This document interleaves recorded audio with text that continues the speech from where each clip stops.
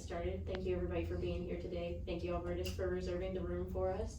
Today I want to share with you my pilot research, Architecture to Engage a Community, a data-driven evaluation of pre and post occupancy conditions, and a case study on Bonnet Springs Park.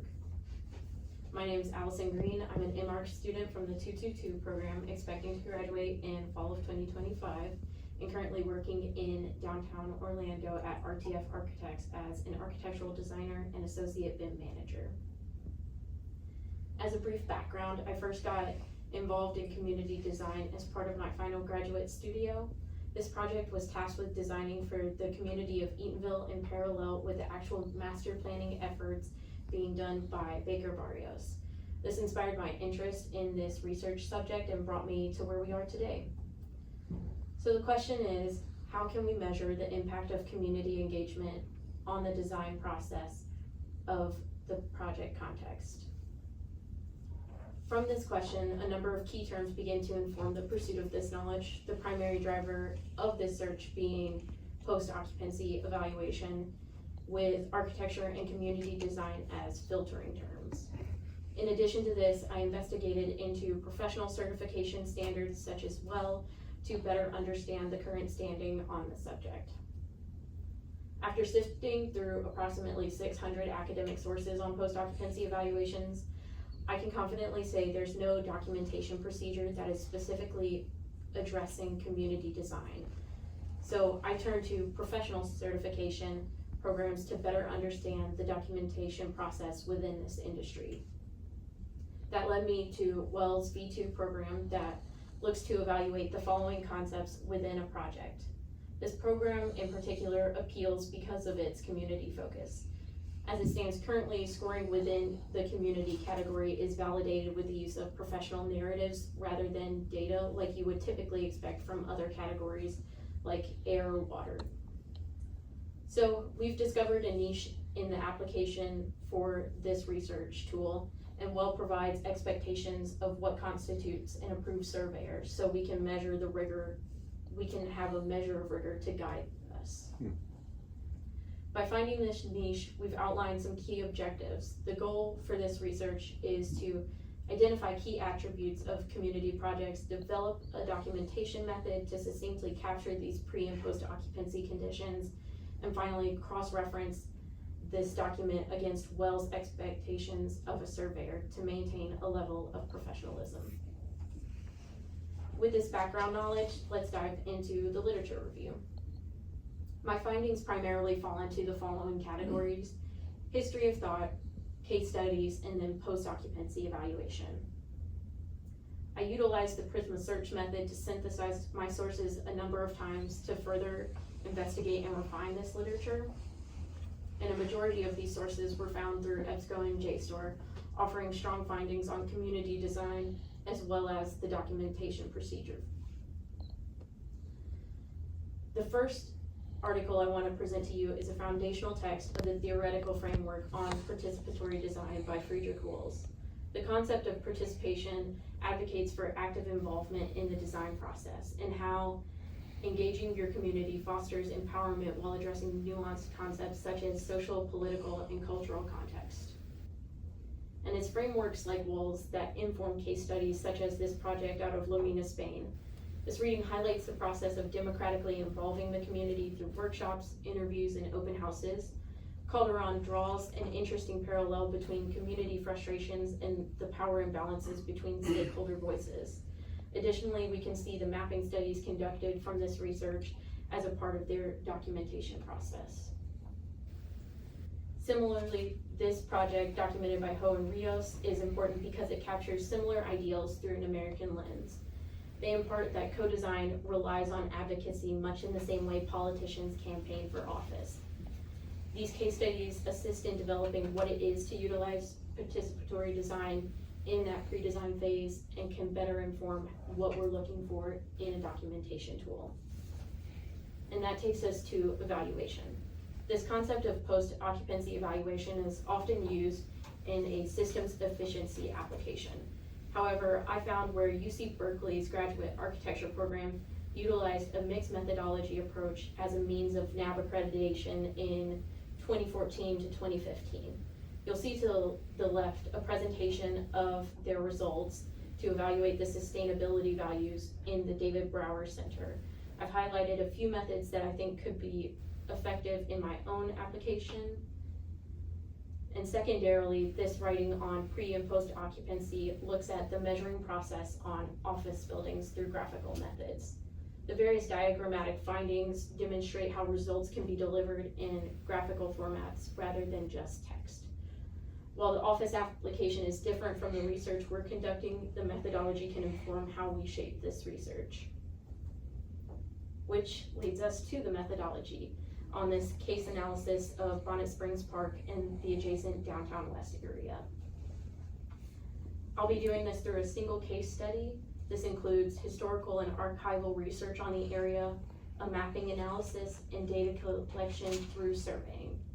This will then be synthesized into a post-occupancy evaluation focused on these community design values and compared to the rigor and expectation of WELS evaluations. To introduce you to this project, Bonnet Springs Park is located in Lakeland, Florida, and was recently completed in 2022. On the left is a map from 1975 that depicts the rail yard that used to occupy this site. Florida has a rich history of railroads and major commerce cities, but as those lines were shut down and eventually torn out, these sites have become unoccupied brownfields.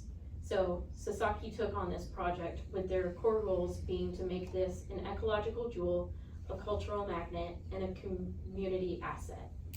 On the right, you see their final site map with the 5 primary structures: the event center, nature play, nature center, children's museum, and welcome center. However, it's more than just Bonnet Springs Park. In talking with the Lakeland CRA, or Community Redevelopment Agency, Bonnet Springs is just a piece of the downtown west area. I was able to identify community goals both through talking with the CRA and the original master plan from Bonnet Springs Park dated 2018, and identified external and internal systems to better understand how this project impacts the surrounding area and engages with its community. Speaking of the process, I want to share my findings with you now.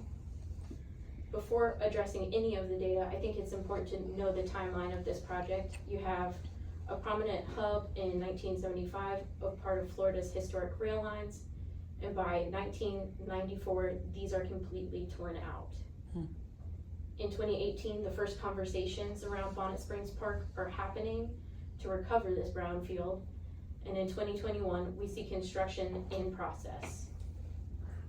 2023 is a freshly opened park for the public, and 2025 brings us to the present with a well-established park in place.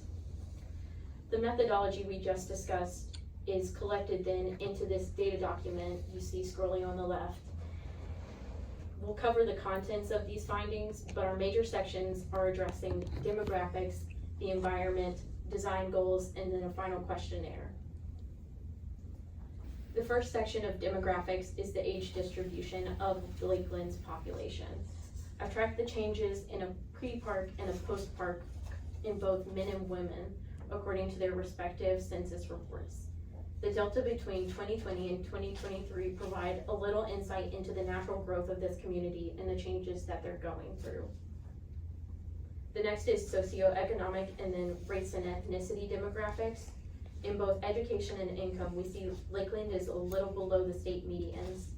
Additionally, we have an insightful map from the overall Lakeland race and ethnicity breakdown, with primary groups being white, Hispanic, and Black identities accounting for over 75% of the population in 2020.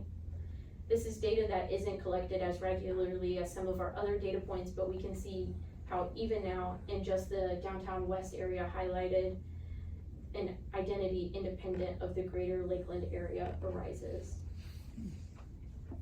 The final data for this section is looking into the zoning of this parcel.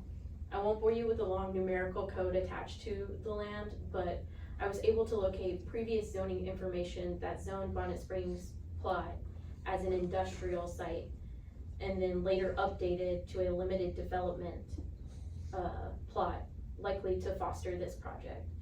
Not much else has changed in the surrounding area, plenty of single-family and multifamily residence zonings and commercial zones along prominent thoroughfares. Now, moving into environmental data, we've discussed it, but because of the brownfield contaminants previously in this soil, Bonnet Springs Park has introduced a significant portion of green space to this community. To put numbers to it, in 2020, 38 acres of downtown West was green space versus in 2024, we now have 120 acres of green space. That's an increase from 3% of the area to 11%, which provides a number of community benefits. Additionally, I investigated other climate factors such as temperature and precipitation across 2020 and 2024, and identified some averages between June 21st and December 22nd, or the summer and winter solstices. We see pretty tight data sets except in the minimum temperatures in December and then June precipitation. I think this just reflects the overall moderate to hot temperatures of Florida and the sporadic nature of summer showers. Additionally, I tracked air quality indexes over the years, and we can see how the good AQI increases through the years. There's a few days in 2023 and 2024 that are deemed unhealthy, but there's an overall positive trend and an increase of good days. And it's easy to talk about the positives of introducing green space with this park, but there is also the negative environmental impact of increased traffic to this area. Every road except for a few residential roadways experienced an increase of annual average daily traffic from 2020 to 2024, with the largest delta being 8,000 vehicles on this road directly adjacent to the park. This could play a role in some of those unhealthy AQI days. Now that we're familiar with the area, I want to introduce you to some of the project visioning set out by Bonnet Springs Park. Back in 2017, a number of community engagement sessions were held to discuss the expectations, wants, and goals of the Lakeland community. You'll see the outcomes of those conversations to define a few key goals for this project there on the right. These were then integrated into the design, and we're using them as data drivers in this rubric of what to look for. So that first goal is walkability and connectivity. On the left, we have the walkability scores for Lakeland and a map highlighting the nuances of this score. This data was collected through a tool named WalkScore, which is used by LEED for certification. And on the right, we can see how the internal connectivity of the trails and access to the park engage with one another. But to fully understand the organization of this project, it's important to understand how you access it. The red highlighted area is the historic Crescent Heights neighborhood, whose interest is off the same access road. Additionally, the blue elements highlight the hard boundaries of the site, which are fencing along the exterior frame lined by the railroad that is still in place today. While this park has public access, it is privately owned, so it closes down at the entry gate outside of the operating hours, and then is surrounded by fencing for this project. However, there's a number of internal walking trails that provide a means by which to engage with others in nature. Another concern of the community was parking provided for the anticipated influx of guests to this area. In their master plan, Bonnet Springs proposed 592 paved parking spaces shown on the left, and on the right is the final delivery of 553 paved spaces. This is a little lower than that original number, and you'll see that it's distributed a little bit differently, but fairly similar, all things considered. The next portion of data collected was done through surveying. We'll cover the questions and responses and the general content in the coming slides. However, as an introduction, I wanted to share how this information was distributed. I shared this survey through an online forum dedicated to Lakeland locals looking for different activities to participate in. In addition to sharing this, at a grand scale, I was able to distribute this through some individuals, snowballing it from people I personally knew in Lakeland to people that they knew. Finally, I wanted to determine what the ideal sampling for this population would be. With a more experimental 10% margin of error for this response, the ideal number came out to 49 respondents needed to accurately reflect all 112,641 people of this population. However, as this research focused on the procedure of data collection rather than the data itself, the sampling goal was not the highest concern of this research. Sampling equations like this aren't always a guaranteed metric, so with that in mind, we'll dive into the responses. We decided that a survey was necessary to this research to hear from community members that were actively engaging with this park rather than just our own observations. We've received and documented 12 responses, and as you can see, our respondents are primarily older men with a few other voices in the mix. In addition to their personal demographics, we wanted to understand what their typical visit looked like. Most of these people visited a few times a year, and the nature trail and family-friendly activities were the primary draw for their visits. From here, I sectioned my questions into categories related to the design goals as discussed earlier. To address connectivity, I asked a satisfaction question related to the internal and external connective amenities, including walking trails, the parking experience, the access road, and the sidewalk outside of the designated walking trails. From this data, we're able to see satisfaction related to walking trails within the park to be very satisfactory, but dissatisfaction by the sidewalk to get to the park. The next segment was to address community engagement. This was a twofold section where I wanted to see if anyone from those original visioning sessions were involved in the survey. However, I did not receive any responses indicating involvement in those visioning. So we're presenting today the second part, which is a presentation of a few Likert questions to gauge perception related to community events. Everyone seems at worst neutral, but more so swayed towards agreement that Bonnet Springs Park provides community events and spaces in which to host those events, along with long-term exhibits that provide engagement and education. The final goal related was the natural elements and amenities. These questions were posed with the shown images for reference, correlating back to that original question of what drew you to the park. The water and playgrounds have a very positive impact on people's perception. And that brings us to our final conclusions and synthesis of this research. As mentioned, this study results are related to the execution of this post-occupancy and not just the outcomes of the data. As such, we were able to fairly establish a historical biography of Bonnet Springs Park from its pre-design phases through published literature publicly shared with the citizens of Lakeland. We know that the project's intentions and the methods of community engagement and the design goals developed from those community voices.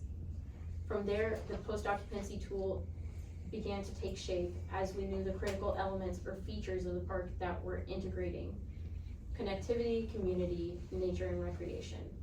During this time, we were also documenting the current biography of Bonnet Springs Park and the citizens of Lakeland. That data was then collected from the process and used to fill out the post-occupancy evaluation and presented the database results. With this data compiled, we've now conducted an analysis of those results and synthesized what that means in terms of the functionality of this post-occupancy tool. From this collection of data, we can see how Bonnet Springs Park has introduced a significant portion of green and community gathering spaces. Between the time of pre-occupancy and post-occupancy, we can see an increase in vehicular traffic, overall increase in air quality, and overall positive public perception of the park. However, there are certainly some constraints of the project. We know that while the internal systems connect guests with each other, nature, and learning and community spaces, there are limitations of that connectivity to the external systems. The increased traffic of this project has impacted the historical Crescent Heights neighborhood that shares a driveway. And additionally, because this is a privately owned nonprofit organization, this project is rather insular and doesn't extend its efforts beyond its footprint. This is emphasized by the fencing that surrounds the project to prohibit any access except through its main entrance. However, the real focus of this research is the functionality of the evaluation tool. We believe that this post-occupancy evaluation tool functioned well. The categories of data communicated well with one another, and we were able to synthesize meaning across different categories. Additionally, the data was clear in providing us with information as we expected, and a key component of this is a clear distinction between the pre-occupancy and post-occupancy. While we're pleased with the results of this research, learning is never done and there's always room for improvement.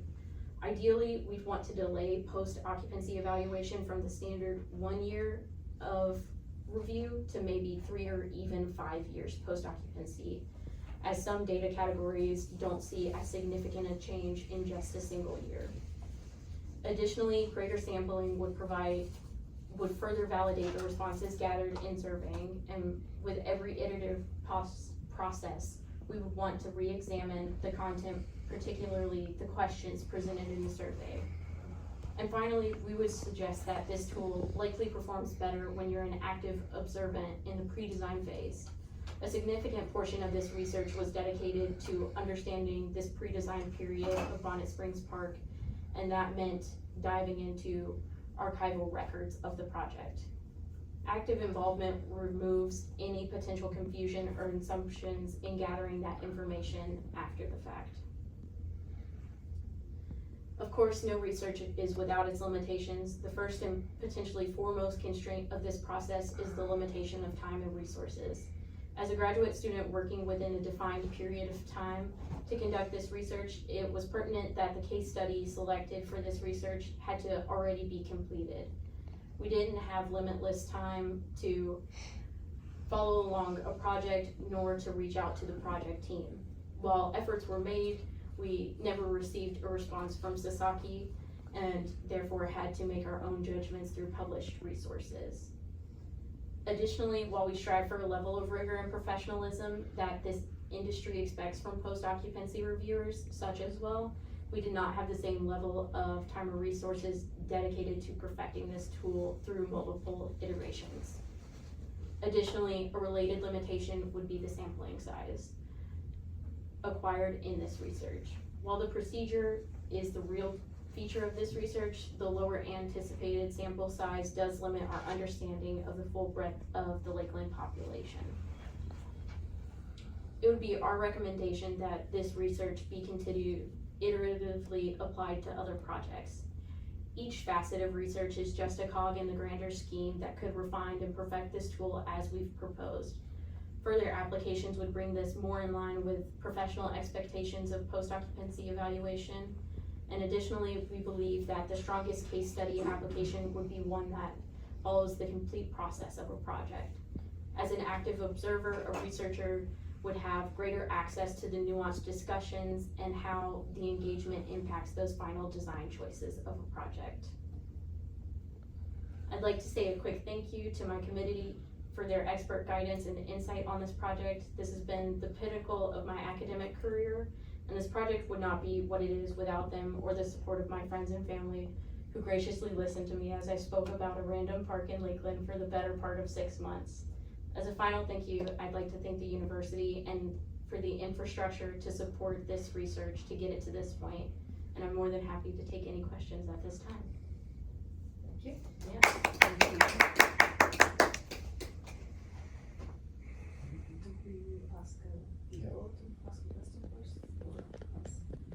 Do you have any questions? No.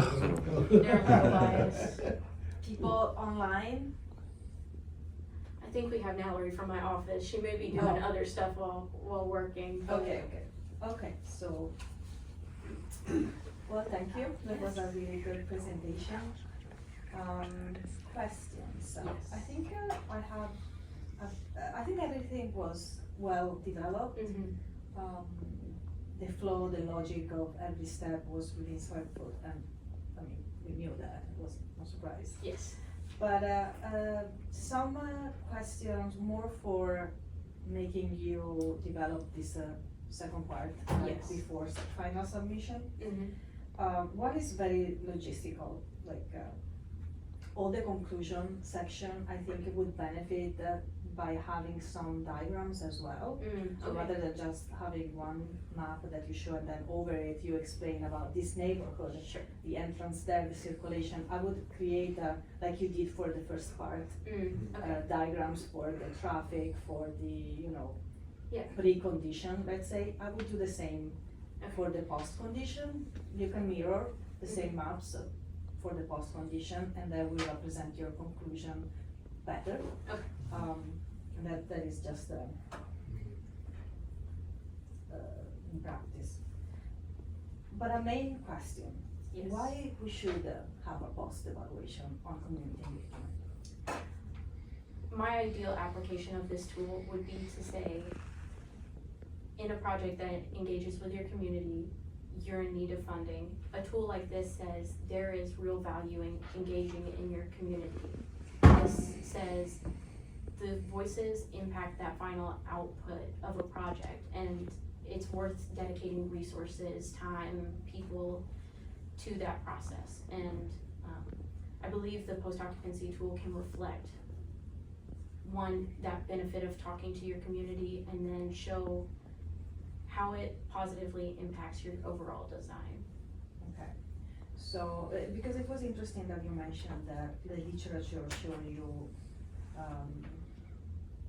no literature, in the academia, realm, but so you had to go into the profession Yes.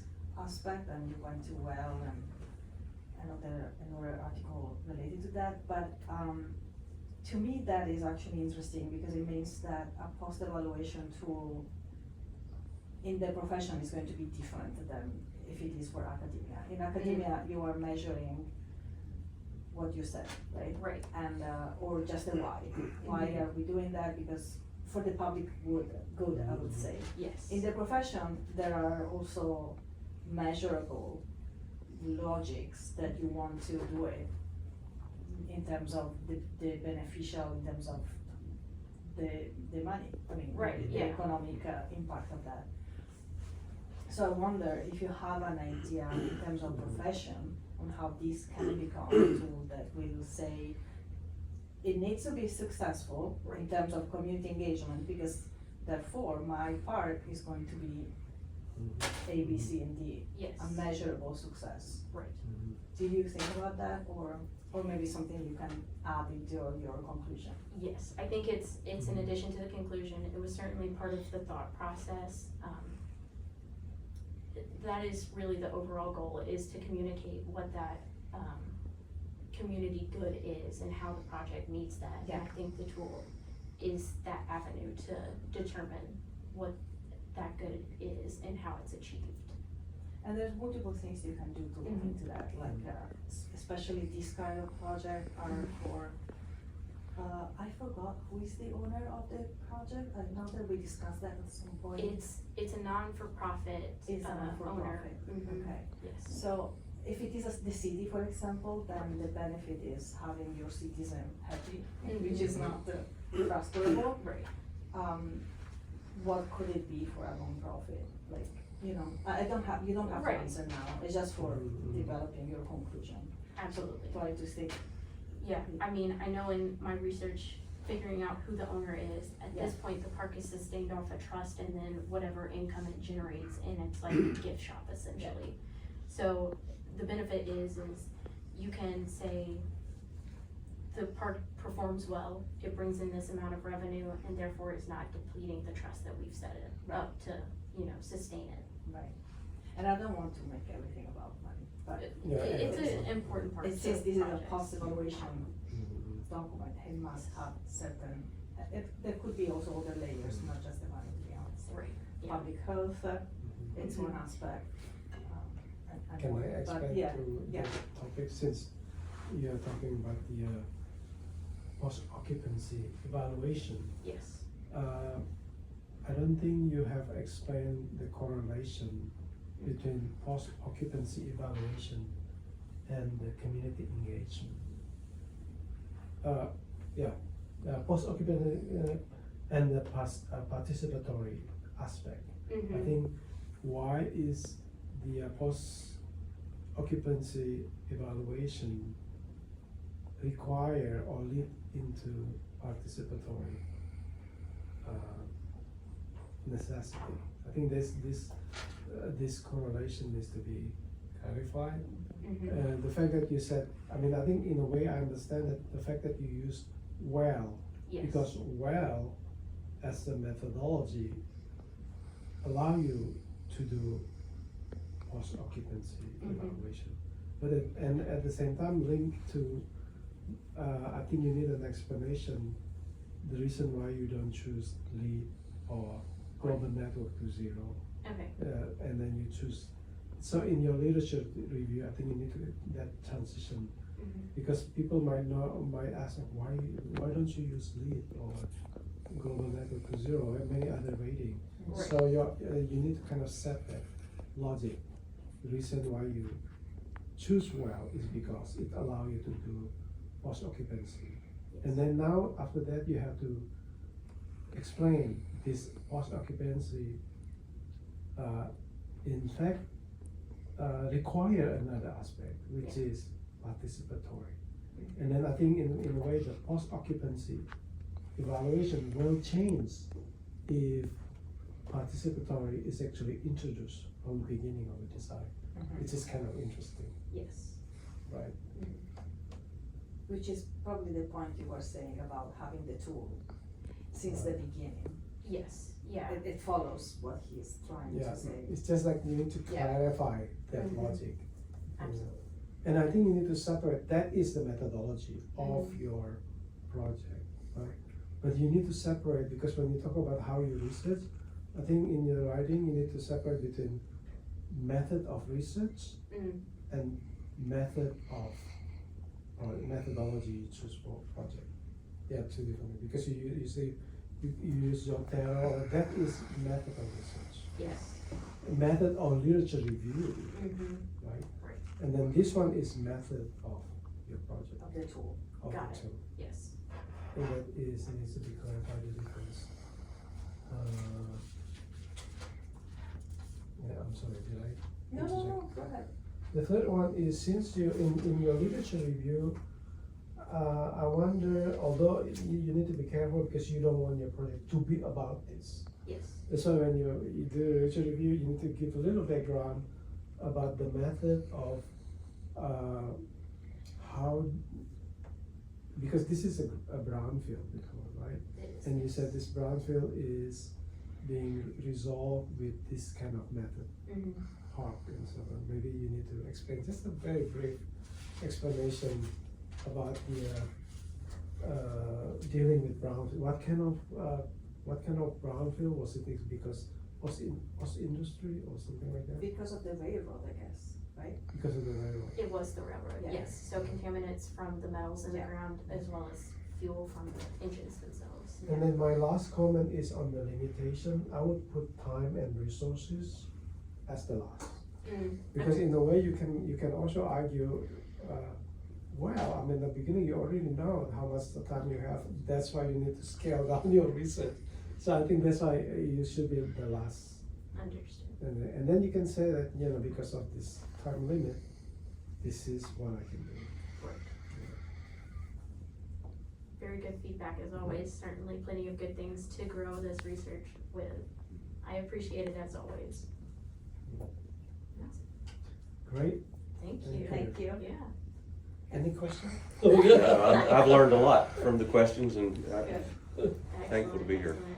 Well, So right now, Yes. this is a formality. You need to turn off you need to ask your okay. colleague to leave the room, I can stop the recording. stop the recording, and then you have to leave the room. Recording stopped. And then Mallory, we'll catch up with Bye. you later. I'll see ya. Bye. Okay. And then you need to leave your room, Yes. including your mom. Absolutely.